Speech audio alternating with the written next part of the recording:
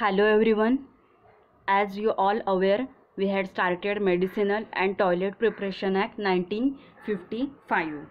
The main objective of this act is to provide for the levy and collection of a excise duty on medicinal and toilet preparations containing alcohol, opium, Indian hemp and other narcotic drugs or narcotics. In previous class we had seen non-bonded laboratory, layout of this and manufacturing outside the bond. In that we had seen procedure for the obtaining of a rectified spirit and manufacturing, sale and storage of such preparations. Here bonded laboratory and non-bonded laboratory.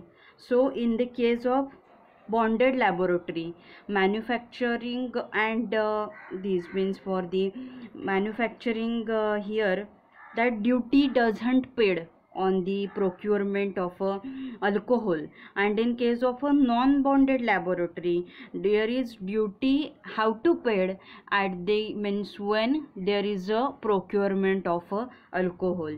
Then after that next we are seen in this topic is the warehousing of these alcoholic preparations. So you all know what is meant by warehouse. Warehouse is a place for storage of goods, that is called warehouse. So here we are seeing these warehouses for the storing of the means for the storage of goods, medicinal and toilet preparations. So bonded warehouse that can be established anywhere in India for depositing dutiable goods. Dutiable goods, we had seen the definition of this dutiable goods. Dutiable goods म्हणजे काय, which the medicine and these are preparation which is specified in the schedule and they are subject to the excise duty which are levied under this act. They are called these dutiable goods. So bonded warehouses जे काही आहेत so ते काय करता येतात, इंडियामध्ये कुठेही establish करता येऊ शकतात हे ड्युटिएबल गुड्स स्टोअर करण्यासाठी. देन ड्युटी पेड गुड्स और goods other than dutiable goods that cannot be stored in the bonded warehouses. Bonded वेअरहाऊसेसमध्ये हे गुड्स असतील म्हणजे ड्युटी पेड गुड्स और goods other than dutiable that can't be deposited, ते deposit करता येत नाहीत. Then manufacturer or dealers in dutiable goods may on application get license for bonded warehouse from the excise commissioner. Means excise commissioner, it is the licensing authority who provides the license for the person who is desire to get to establish his warehouse. So for that he have to give the application to the excise commissioner. Excise commissioner असतं, त्यांनी काय द्यावं लागतं, application द्यावं लागतं आणि application त्याचं ते मग ते ग्रँट झाल्यानंतर त्याला ते वेअरहाऊसिंगसाठी काय मिळत असतं तर लायसन मिळत असतं. So they have to furnish a bond in prescribe form along with the security for the payment of excise duty on removal of goods. म्हणजे ह्याच्यासाठी त्याला काय करावं लागतं, एक बॉन्ड आहे त्या फॉर्मसोबत त्याला एक बॉन्ड हा काय असतो तर करार असतो त्या दोघांमधला, ते त्याला द्यावं लागतं विथ सिक्युरिटी. म्हणजे सिक्युरिटी सुरक्षितता कसली की जेव्हा ह्याचा टॅक्स भरायची वेळ येईल, आपण बघितलं की बॉन्डेडमध्ये टॅक्स नंतर भरावा लागतो at the end of the process. जेव्हा ते तिथून जेव्हा बाहेर पडतो कोणताही गुड्स आहेत जे मेडिसिनल अँड टॉयलेट प्रिपरेशन म्हणजे त्या वेअरहाऊसमधून जेव्हा तो दुसरीकडे बाहेर पडणार आहे म्हणजे पुढे त्याचा सेल होणार आहे तेव्हा जो टॅक्स आहे तो भरावा लागतो त्या टायमिंगला. So they have to furnish the bond with the form with security म्हणजे सुरक्षितता की ह्याच्यावरती जेव्हा कर भरावा लागेल तेव्हा ती व्यक्ती तो कर भरेल आणि त्याच्यावरती ज्या काही टर्म्स असतील, कंडिशन्स असतील, रिक्वायरमेंट्स असतील ॲक्ट आणि रूल्स अंतर्गत येणाऱ्या त्या सर्व म्हणजे अटी असतील, शर्ती असतील, काही जी बंधनं असतील त्या सगळ्याची पूर्तता आहेत ही त्या व्यक्तीला म्हणजे जो कोणी लायसन्सी आहे, जो कोणी लायसन काढणारा पर्सन आहे त्याला त्या सगळ्या गोष्टींची पूर्तता जी काही आहे ती करावी लागेल. Then during warehousing of the dutiable goods along with the transport permit are produced before the office in charge of a bonded warehouses.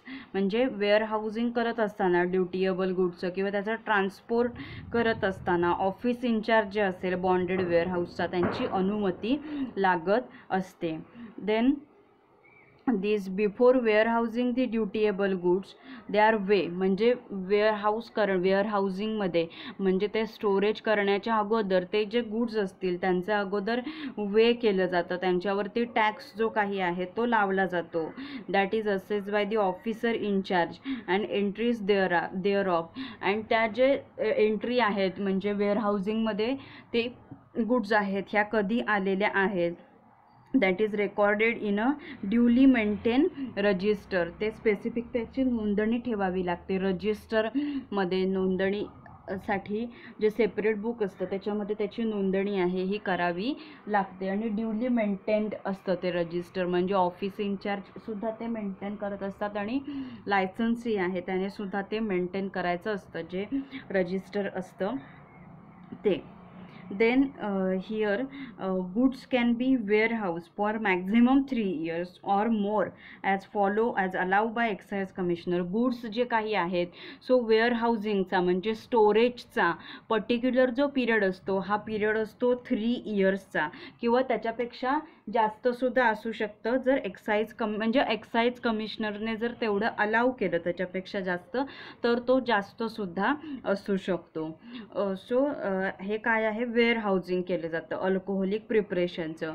आणि ह्याच्यासाठी ज्यांना कोणाला इच्छा आहे means manufacturer or dealers who are wishing to establish their warehouses so they can establish anywhere in the India. Then here see here no duty paid goods and no goods other than dutiable goods that shall be deposited in such bonded laboratory. ज्यांच्यावरती duty paid नसेल आणि जे ड्युटिएबल goods सोडून दुसरे असतील तेच काय करता येतात ह्याच्यामध्ये स्टोअर करता येतात वेअरहाऊसमध्ये स्टोअर करता येतात. आणि त्याच्यासाठी मग त्यांना तो बॉन्ड जो काही आहे लायसन्सीला तो बॉन्ड त्याच्या फॉर्म बरोबर सिक्युरिटी सुरक्षितता असेल पेमेंटची सुरक्षितता ते on this removal of excise duty on removal of goods आणि त्याला टर्म्स कंडिशन्स ज्या काही आहेत त्या सर्व फॉलो कराव्या लागतात. This is establishment of a bonded warehouse. So in that next we are going to see the procedure for the movement of goods from one warehouse to another warehouse म्हणजे एका वेअरहाऊसमधून दुसऱ्या वेअरहाऊसमध्ये जाण्यासाठी प्रोसिजर काय आहे. So when the goods are to be removed from one warehouse to another म्हणजे goods म्हणजे काय medicinal and toilet preparations which are containing the alcohol opium जे ते जेव्हा रिमूव्ह केले जातात एका वेअरहाऊसमधून दुसऱ्या वेअरहाऊसमध्ये म्हणजे आपल्याला इम्पोर्ट एक्सपोर्ट माहिती आहे आपल्याला. सो तीच प्रोसिजर काय आहे ती इथे आपल्याला बघायची आहे. So the consignor here or the consignee. आता what is mean by the consignor or consignee. Consignor कोणाला म्हणतात जो एक्सपोर्टर आहे म्हणजे जो गुड्स पाठवत असतो. The person who ships the good is a consignor. Consignor म्हणजे कोण एक्सपोर्टर. सपोज मी जर तुम्हाला कॉलेजमधून बुक्स पाठवलेत तुमच्या घरी तर here in this case I am the exporter म्हणजे I am the consignor here. मी तुम्हाला काय केली माझ्या कॉलेजमधून बुक्स पाठवली तुम्हाला. So here I am the consignor आणि तुम्ही ती बुक्स कोण करणार आहे रिसीव करणार आहे. So receiver is the कन्सायनी. Here consignor आणि कन्सायनी हे जे आहेत हे व्यवस्थित समजून घ्या. कन्सायनर म्हणजे कोण आहे तर exporter means the person who ships the goods. जो गुड्स पाठवतो त्याला काय बोलतात कन्सायनर असं म्हणतात. मी जर तुम्हाला कॉलेजमधून बुक्स पाठवली तर त्या केसमध्ये मी काय आहे कन्सायनर आहे आणि तुम्ही ती बुक्स आहेत ती रिसीव करणार. So here receiver is you. So you are the consignee म्हणजे कोण तर इम्पोर्टर. तुम्ही कोण आहात तिथे तर इम्पोर्टर आहात. तुम्ही ती हे काय करणार आहात घेणार आहात बुक्स माझ्याकडून. मी तुम्हाला काय केली, ती एक्सपोर्ट केली, तुम्ही काय करणार, ती इम्पोर्ट करणार, माझ्याकडून तुम्ही मागवून घेणार. So you are here the importer म्हणजे कन्सायनी. आलं लक्षामध्ये? कन्सायनर इज म्हणजे कोण, तर एक्सपोर्टर, आणि कन्सायनी म्हणजे कोण, तर रिसिव्हर जो असतो, इम्पोर्टर असतो तो कन्सायनी असतो. सो हे जे दोन्ही कोणी आहेत म्हणजे एका वेअरहाऊसमधून जे दुसऱ्या वेअरहाऊसमध्ये पाठवणार आहेत. सपोज कॉलेज हे एक वेअरहाऊस पकडून चला. फॉर एक्झाम्पल अवर स्टाफरूम समजा वेअरहाऊस आहेत, म्हणजे आमच्या स्टाफरूममधून तुम्हाला मी बुक्स पाठवली आहेत. Then your house is another warehouse. तुमचं म्हणजे तुमचं घर हे दुसरं वेअरहाऊस आहे. सो एका वेअरहाऊसमधून म्हणजे स्टाफरूम या वेअरहाऊसमधून बुक्स कुठे पाठवली, तर तुमच्या घरामध्ये म्हणजे तुमच्या वेअरहाऊसला. सो ही प्रोसिजर करत असताना काय करावा लागतो, एक बॉन्ड, आपल्या दोघांमध्ये एक बॉन्ड करावा लागतो विथ सफिशियंट सिक्युरिटी, म्हणजे सुरक्षिततेचा एक बॉन्ड करावा लागतो. बिकॉज ही जी मी तुम्हाला बुक्स देणार आहे ती तरी माझी स्वतःची नाही आहेत, ती कोणाची बुक्स आहेत, कॉलेजची. सो समजा त्या बुक्सचे काही चार्जेस असतील, सपोज तुम्ही ती विकत घेतली, तसं समजून चला, बुक्स विकत घेतलेली आहेत तुम्ही. सो समजा ते काय चार्जेस असतील ते पे करावे लागतील मला. म्हणजे सपोज लायब्ररीला त्याचे जे टॅक्स आहे वगैरे ते पे करावं लागेल. समजा उद्या असं सुद्धा होऊ शकतं, एखादा स्टुडंट म्हणेल की मी ह्याचे पैसेच देणार नाही. सो दॅट टाईम मी कुठून मनी आहेत ते पैसे जे काही आहेत ते आणणार. So for that cases similarly ह्या केसमध्ये सुद्धा काय करावं लागतं, दोघांमध्ये एक बॉन्ड म्हणजे करार करावा लागतो की समजा जर उद्या काही झालं तर सिक्युरिटीसाठी, सुरक्षिततेसाठी दोघांमध्ये सुद्धा काय करावं लागतं, तर बॉन्ड करावा लागतो. म्हणजे गुड्स ह्या जेव्हा एका ठिकाणाहून दुसऱ्या ठिकाणी जेव्हा नेल्या जातात तेव्हा ते दोन्ही एक्सपोर्टर आणि इम्पोर्टर म्हणजे कन्सायनी और consignor should enter into a bond with sufficient security. Then next, such bond shall be furnished to the officer in charge of the warehouse of the removal. आता officer in charge of warehouse of removal. आता इथे समजा books example घेवा, तर officer incharge of the warehouse of removal म्हणजे कोण, समजा आता स्टाफरूममधली बुक्स आहेत, समजा स्टाफरूम हे आपलं वेअरहाऊस आहे. सो स्टाफरूमचे जे ऑफिसर इनचार्ज असतील, suppose for example our principal sir is officer incharge of our staffroom, that is our warehouse. So हा जो बॉन्ड आहे तो बॉन्ड तो कोणाच्या म्हणजे त्याच्यावरती तो कोणाच्याकडे प्रस्तावित केला पाहिजे, तर ऑफिसर इनचार्जच्या वेअरहाऊसला, की जिथून रिमूव्हल करणार आहेत म्हणजे जिथून पुस्तकं आपण हलवणार आहे, म्हणजे थोडक्यात पाठवणार आहे. सो आता इथे रिमूव्हलची प्लेस कुठली झाली, आपली स्टाफरूम, आपल्या स्टाफरूमचे ऑफिसर इनचार्ज म्हणजे प्रिन्सिपल सर. सो सिमिलरली ह्या केसमध्ये सुद्धा सच बॉन्ड, हा जो बॉन्ड आहे shall be furnish to the officer incharge of the warehouse of a removal. तो त्यांच्या पुढे काय करायचा असतो, तर सादर करायचा असतो. Or the warehouse of a destination as the case may be, किंवा जे कुठे पोचणार आहे त्या वेअरहाऊसला. बट जिथून रिमूव्हल केलेला आहे तिथे काय करायचा, हा जो ऑफिसर म्हणजे हा जो काही बॉन्ड आहे तो तिथल्या ऑफिस इन्चार्जकडे काय करायचा असतो, तर प्रस्तावित करायचा असतो. आली ह्या दोन प्रोसिजर लक्षामध्ये. पहिली प्रोसिजर काय आहे, गुड्स जेव्हा एका वेअरहाऊसमधून जेव्हा दुसऱ्या वेअरहाऊसमध्ये पाठवल्या जातात, that means when goods are send from one warehouse to another warehouse, that time that bond should be done in between that two persons, that is exporter and importer. So here exporter is the consignor and importer is the consignee with a sufficient security. Then it is that bond is furnished to the officer in charge of the warehouse where that goods are removed. Then next see, third point काय आहे बघा, हा जो bond आहे, such bond shall remain valid until officer in charge of the warehouse of removal has received a re-warehousing certificate from the officer in charge of warehouse of destination. See here, आता ह्या केसमध्ये here warehouse of destination म्हणजे काय येणार, तर तुमचं घर आहे ते डेस्टिनेशन आहे, म्हणजे ते तिथपर्यंत मला तुमच्या घरापर्यंत बुक्स पोचवायचे आहेत. वेअर हाऊस ऑफ रिमूव्हल म्हणजे काय आलं, मी तुम्हाला बुक्स कुठून पाठवलेत, आपल्या स्टाफ रूममधून. So removal of warehouse okay means warehouse of removal काय येणार, तर स्टाफ रूम. आणि वेअर हाऊस ऑफ डेस्टिनेशन म्हणजे काय येणार, तर तुमचं घर, तिथे मी तुम्हाला बुक्स पाठवली आहेत. सो मग आपण जो आपल्या दोघांमध्ये बॉन्ड करतो, आता officer in-charge of your warehouse destination म्हणजे कोण, तर युअर पॅरेंट्स येणार. ओके, युअर फादर, ग्रँडफादर, ते ऑफिसर इन्चार्ज कोणाचे येणार, तुमच्या घराचे. सो हा जो बॉन्ड आहे आपल्या दोघांमधला, हा कधीपर्यंत व्हॅलिड राहतो, जे means officer in-charge of warehouse of removal has received a re-warehousing certificate stating that the goods have been re-warehoused from the officer in-charge of warehouse of destination. हा जो bond आहे हा कधीपर्यंत valid राहतो, की जोपर्यंत तुमचे office incharge, तुमच्या घराचे office incharge, suppose for example तुमचे ग्रँडपॅरेंट्स और फादर असतील, ते जोपर्यंत सर्टिफिकेट देत नाहीत की बुक्स आम्हाला भेटलेली आहेत, तोपर्यंत ते काय राहणार, व्हॅलिड राहणार. आणि एकदा का त्यांनी हे दिलं, रिवेअर हाऊसिंगचं सर्टिफिकेट दिलं, मीन्स हा जो बॉन्ड आहे हा व्हॅलिड कुठपर्यंत राहणार, की हे जे ऑफिसर इन्चार्ज आहेत वेअर हाऊस ऑफ रिमूव्हलचे, की त्यांना रिवेअर हाऊसिंगचं सर्टिफिकेट भेटत नाही आहे, तोपर्यंत तो बॉन्ड आहे तो काय राहणार, तर व्हॅलिड राहणार. ओके, म्हणजे तोपर्यंत तो ग्राह्य धरला जाणार.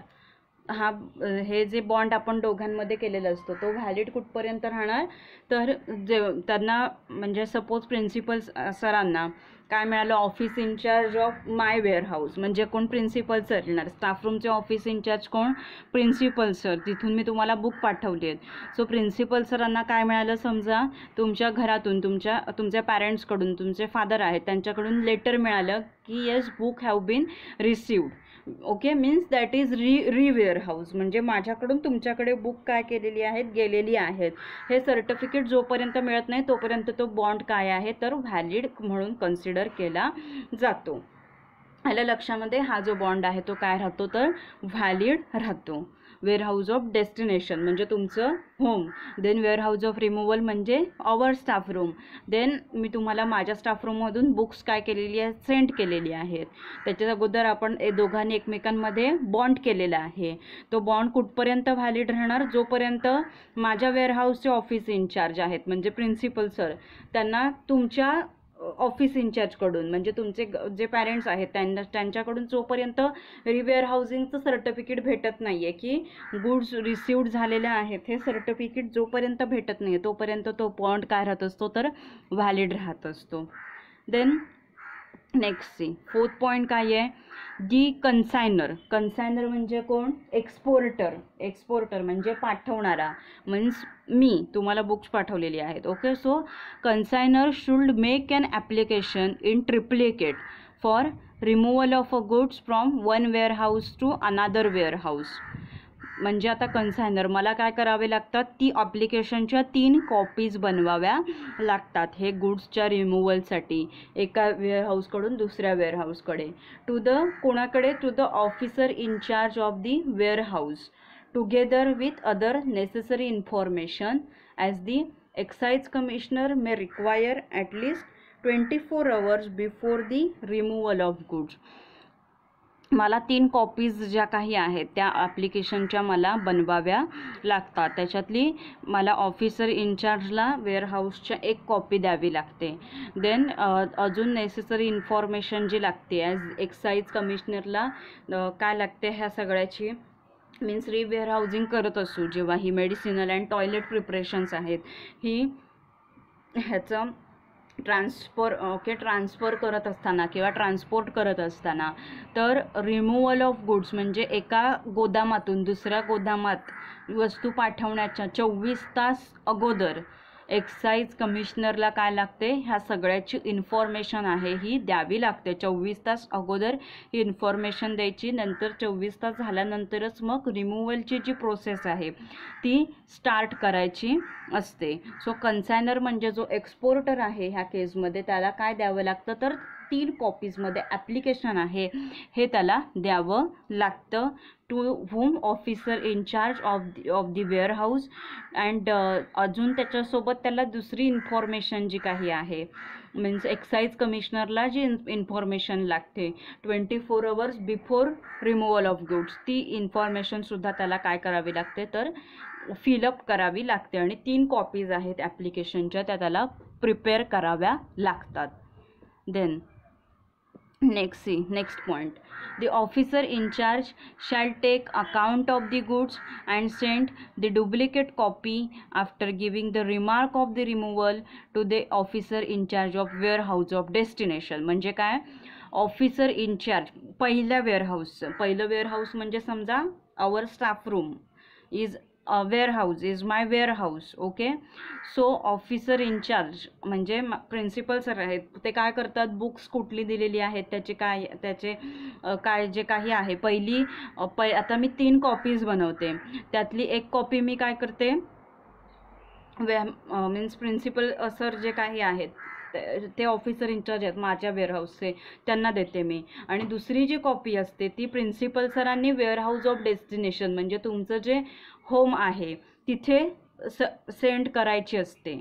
So he officer in charge, he take the account of the goods.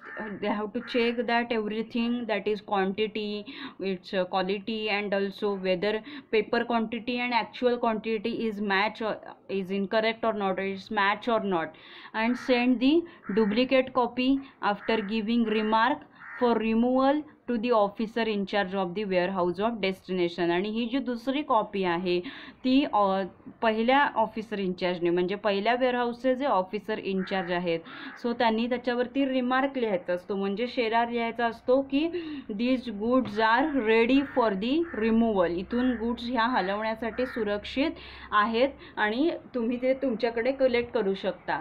So जसं की आता समजा बुक्स आपण एक्झाम्पल घेतलं, सो प्रिन्सिपल सर काय करणार की त्याची आता मी जे ॲप्लिकेशन दिलेलं आहे त्याची डुप्लिकेट कॉपी त्याच्यावरती ते रिमार्क देणार, see this books are ready for the removal and you can the take it. आणि वेअरहाऊस ऑफ डेस्टिनेशन म्हणजे तुमचं होम आहे तिथे ती कॉपी आहे ते दुसऱ्या फॉर्मची ती सेंड करणार. हे झालं सेकंड कॉपीचं. Then third copy, this triplicate shall be given to the consignor for dispatch to the consignee. आणि ट्रिप्लिकेट तिसरी कॉपी जी काही आहे ती कन्सायनरला दिली जाणार म्हणजे मला दिली जाणार परत. आणि डिस्पॅच करणं म्हणजे देणं, त्यांना माल पुढे आहे, गुड्स आहेत ते पुढे देणं कन्सायनीला म्हणजे इम्पोर्टरना. सो मला ती एक कॉपी आहे ती दिली जाणार की ती कॉपी आल्यावरच मी तुम्हाला मग काय करू शकते, बुक्स आहेत ती पाठवू शकते. सो ओके, सो हे लक्षात घ्या व्यवस्थित, मग ही कन्सेप्ट व्यवस्थित लक्षात येईल तुमच्या. आपण बघतोय from the point of view of medicinal and toilet preparation. So officer in charge of one warehouse. So first what have to do, that exporter or what consigner, he have to make the applications in 3 copies. So he first copy he have to give to his officer in charge, त्याच्या वेअरहाऊसचे officer in-charge असतील त्यांना. then second copy officer in charge is giving to the officer in charge of the warehouse of destination. म्हणजे तुमचं समजा घर असेल ते किंवा दुसऱ्या वेअरहाऊसच्या ऑफिसर इन्चार्जना सेकंड कॉपी आहे ती दिली जाते. And third copy is given to the consignor means that exporter म्हणजे मी, बिकॉज मी बुक्स पाठवणार आहे, for dispatch to the consignee म्हणजे कन्सायनी रिसिवर म्हणजे कोण, इम्पोर्टर म्हणजे तुम्ही कोण असणार ह्याच्यामध्ये, कन्सायनी असणार. सो मी ही बुक्स मला पुढे परवानगी दिली जाते, yes now you can send this book to this student. हा काय झाला, 5th पॉईंट झाला. Then next see what is 6 points here. So on arrival of the goods at the warehouse of destination, the consignee should present them such goods along with the triplicate application and transport the permit to the office in charge. आता मग त्या warehouse of destination म्हणजे दुसऱ्या वेअरहाऊसमध्ये हे जे goods आले, so आल्यानंतर काय केलं जातं, त्या द कन्सायनी म्हणजे ज्याने कोणी ते गुड्स रिसीव केलेले आहे, so he should present that goods आणि ते ट्रिप्लिकेट ॲप्लिकेशन, ते जे ॲप्लिकेशन आहे जे मी तुम्हाला गुड्ससोबत पाठवलेलं आहे, आणि and the transport permit to the office incharge. मग ते ऑफिस इन्चार्जला, दुसऱ्या वेअरहाऊसच्या ऑफिस इन्चार्ज जे काही आहेत त्यांना ते काय केलं जातं, पाठवलं जातं अलॉंग विथ दॅट गुड्स. जो कोणी रिसिवर आहे, रिसिवरने रिसीव केलं, मीन्स सपोज मी तुम्हाला इथे काय पाठवली, बुक्स पाठवली इथून, सो तुम्ही त्या स्टुडंट्सनी रिसीव केली ती, आणि त्याच्यासोबत मी तुम्हाला काय पाठवलं होतं की ते ट्रिप्लिकेट ॲप्लिकेशनसुद्धा पाठवलं होतं की जे मला माझ्या ऑफिसर इन्चार्जने दिलं होतं, ते मी तुम्हाला पाठवलं. सो मग तुम्ही त्याच्यानंतर काय करता की ती पाठवलेली पुस्तकं, त्याच्यानंतर ते जे ट्रिप्लिकेट ॲप्लिकेशन जे काही आहे ते तुम्ही तुमचे ऑफिस इन्चार्ज म्हणजे तुमचे पॅरेंट्स जे काही आहेत त्यांना नेऊन देता. असंच हाच फेनॉमेनॉन आहे इथे की त्या वेअरहाऊसचा जो कोणी ऑफिसर इन्चार्ज असेल त्याला हे गुड्स आणि ते जे ट्रिप्लिकेट ॲप्लिकेशन जे काही आहे ते दिलं जातं. Okay, so this is very tough to remember in the mind but from this example I think you can remember it easily.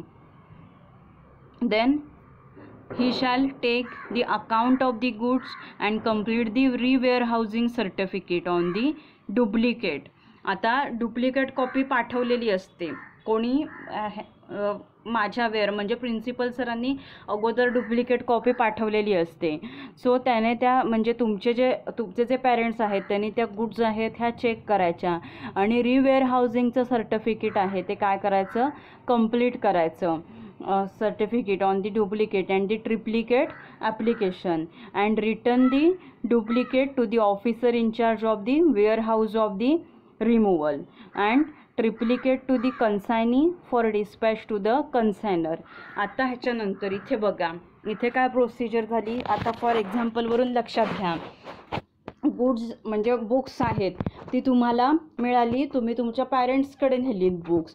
आता तुमच्या पॅरेंट्सनी ते गुड्स म्हणजे बुक्स आहेत ती बघितली, ती चेक केली. सो ते चेक केल्यानंतर काय देतात, रिवेअरहाऊसिंग सर्टिफिकेट. रिवेअरहाऊसिंग म्हणजे सर्टिफिकेट म्हणजे काय असतं की ते काय सांगतं की गुड्स आम्हाला मिळालेल्या आहेत, म्हणजे रिवेअरहाऊसिंग सर्टिफिकेट. सो ते त्यांना मिळालं ऑन दी डुप्लिकेट. ओके, ते कंप्लीट करतात, ते तसं लिहून देतात on the duplicate and triplicate application. आणि त्या ट्रिप्लिकेट ॲप्लिकेशन दोन्ही प्रतींवरती ते लिहून देतात की गुड्स हॅव बीन रिसिव्ड.